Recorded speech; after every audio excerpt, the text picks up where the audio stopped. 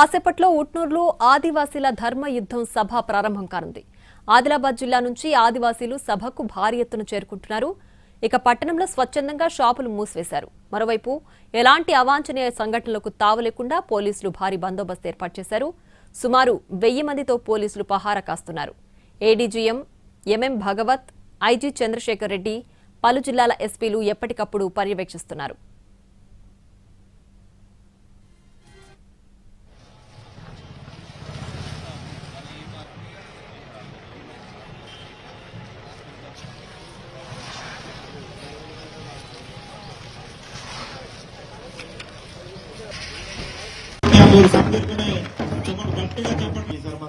కార్యక్రమము సురాయవాడమంతా దాదేరావు తురందెబ్బ సడమకి రామూరు సందర్భనే గట్టిగా చెప్పండి సర్మంతా మీ కార్యక్రమము సురాయవాడమంతా.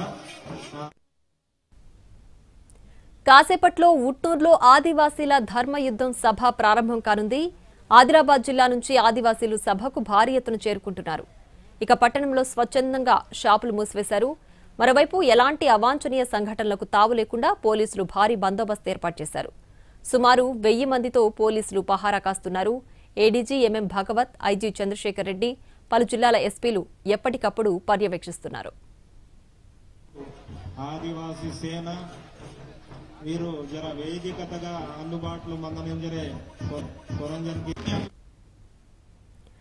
ఇక ఉట్నూరులో ధర్మయుద్ధం సభ మరి కాసేపట్లో ప్రారంభం కాబోతోంది. పూర్తి డీటెయిల్స్ మా ప్రతినిధి సారంగపాణి లైవ్ లో అందించడానికి సిద్ధంగా ఉన్నారు. సారంగపాణి, ప్రస్తుతం ధర్మయుద్ధం సభ వద్ద పరిస్థితి ఏ విధంగా ఉంది?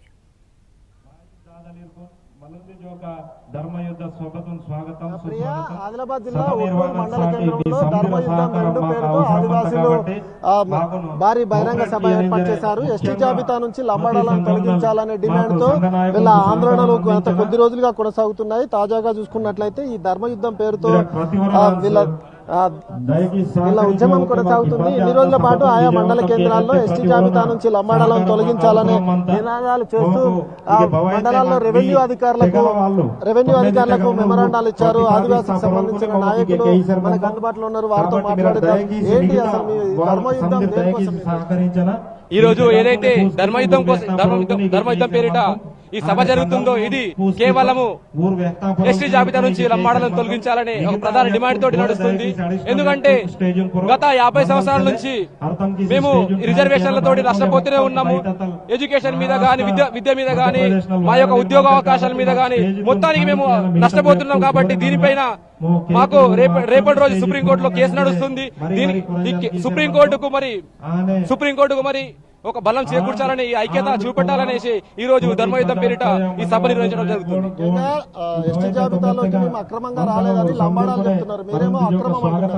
మేము రాజ్యాంగబద్ధంగానే శాస్త్రీయ పద్ధతిలోనే మేము అప్పీల్ చేస్తా ఉన్నాం. ఏదైతే 1976లో ఎమర్జెన్సీ పాలన ఆ రోజు మెదక్ నుంచి పోటీ చేయడానికి స్వర్గీయ ఇందిరాగాంధీ గారు ఇక్కడ రావడం, వచ్చిన తర్వాత మేడం గారికి వీళ్ళు పోయి కలవడం, ఏదైతే వీళ్ళు క్రిమినల్ ట్రేప్స్ రైల్వే స్టేషన్లలో, బస్ స్టాండ్లలో దొంగతనాలకు పాల్పడతా ఉంటే ఇప్పటికీ తెలంగాణ రాష్ట్ర ప్రభుత్వంలో ఉన్నటువంటి పోలీస్ స్టేషన్ లో వీళ్ళ చరిత్ర ఉన్నది.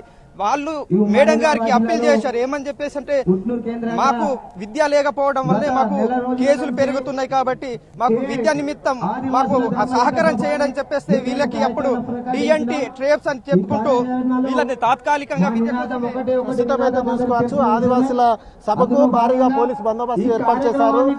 అడిషనల్ డీజీ ఎంఎం బాగుమతితో పాటు డీజీ చంద్రశేఖర్ రెడ్డి, అదేవిధంగా ఇతర జిల్లాల ఎస్పీలు, కరీంనగర్, అదేవిధంగా రామగుండం సిపి సైతం తరలిస్తారు. మొత్తము 1000 మందితో పోలీసు పహారా ఏర్పాటు చేశారు. ఎలాంటి అవాంఛనీయ సంఘటన ఇప్పటికే స్వచ్ఛందంగా షాపులు పనిచేస్తున్నారు. మరి కాసేపట్లో ఈ సభ ధర్మోద్యమ సభ ప్రారంభం కాబోతుంది. Right Sarangapani, thanks for